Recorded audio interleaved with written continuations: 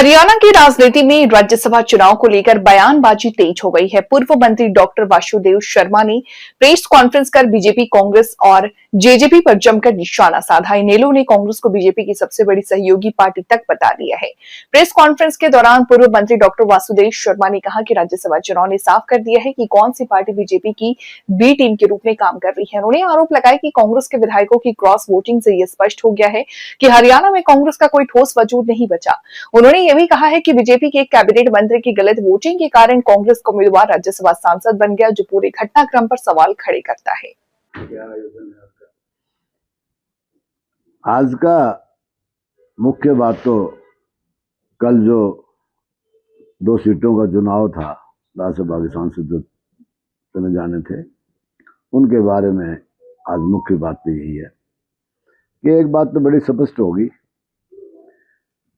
कि ये बार बार जो आरोप प्रत्यारोप कर रहे थे कि कौन सी पार्टी बीजेपी की बी टीम है और कौन सी ए है, अब तो ये स्पष्ट हो गया कि कांग्रेस पार्टी बीजेपी को चला रही है। बीजेपी की अगर सबसे मुख्य सहयोगी पार्टी है तो मैं समझता हूँ कांग्रेस पार्टी है, उसके विपक्ष के नेता चौधरी भूपेंद्र सिंह हुड्डा है। और हमारी तो वैसे भी ए है, ए के साथ किसी ने जुड़ना तो अलग बात है। अबे का तो नाम भी पहले ए से ही चालू होता है, और बी जो है वो भी जग जाहिर है कौन सी पार्टी बी है। और इस चुनाव ने ये दर्शा दिया जनता के बीच में कि कांग्रेस पार्टी किस कदर बिकी खड़ी है। भारतीय जनता पार्टी के दबाव में काम कर रही है, उनके प्रेशर में काम कर रही है। ये तो आपने देख लिया, 7 विधायकों का क्रॉस वोटिंग करना बहुत बड़ी बात है। इसका मायने तो ये है कांग्रेस पार्टी नाम की कोई हरियाणा में कोई डिसिप्लिन नाम की तो कोई चीज है ही नहीं। और बार बार दोहराते रहे हैं कि भाई हमारी इंडियन नेशनल लोकदल पार्टी को बदनाम करने का प्रयास करते रहे हैं कि बीजेपी की बी पार्टी है, जबकि अब जनता के बीच में सब कुछ साफ आ गया है। हमारी पार्टी का ये फैसला पहले से हो चुका था। हमारी party Indian National Lokdal party प्रजातांत्रिक पार्टी है, प्रजातंत्र में विश्वास करती है। हमारी सबकी मीटिंग हुई भाई अभय सिंह चौटाला की अध्यक्षता में, सबसे विचार विमर्श करके ये फैसला लिया गया था कि ना तो हम कांग्रेस पार्टी को वोट देंगे, ना हम भारतीय जनता पार्टी के पक्षधर उम्मीदवार को वोट देंगे।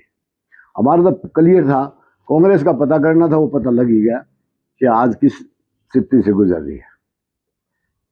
हमारा 23 मार्च को जो नरवाना में युवा सम्मेलन है, उसके लिए सभी भाई हम तैयारी करे बैठे, और हम समझते हैं कि इस चुनाव ने लोगों की आंखें खोल दी, लोगों को बता दिया कि अगर प्रदेश में कोई इंडिपेंडेंट विचारधारा की पार्टी, तो देवलाल के विचारों की पार्टी है, वो इंडियन नेशनल लोकदल पार्टी है।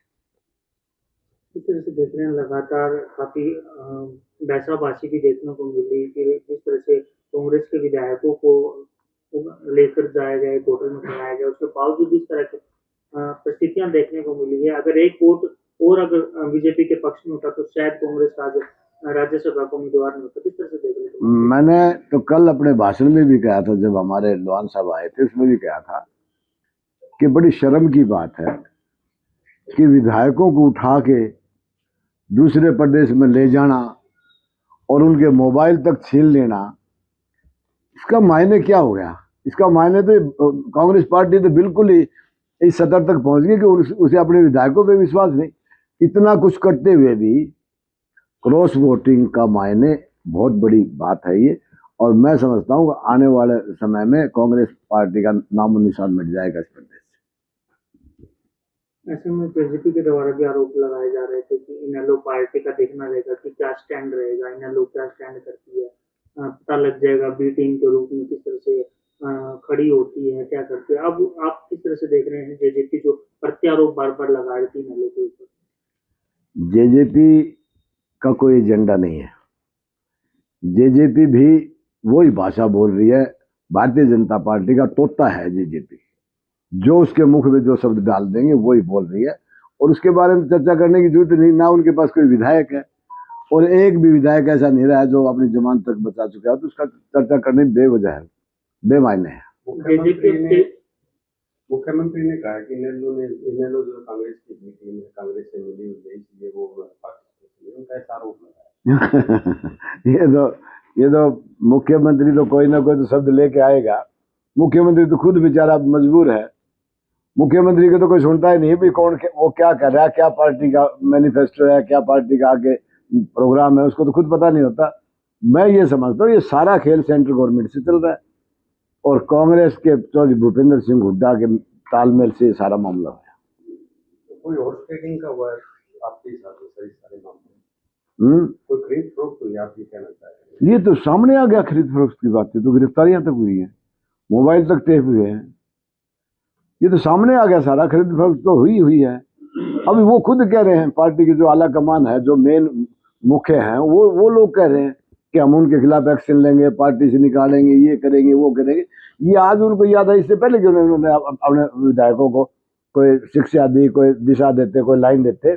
इसका मतलब ये है कांग्रेस में बहुत बड़ा बंटवारा होने को है, जिसमें कि इनका एक कोई नहीं है पार्टी। नारायणगढ़ से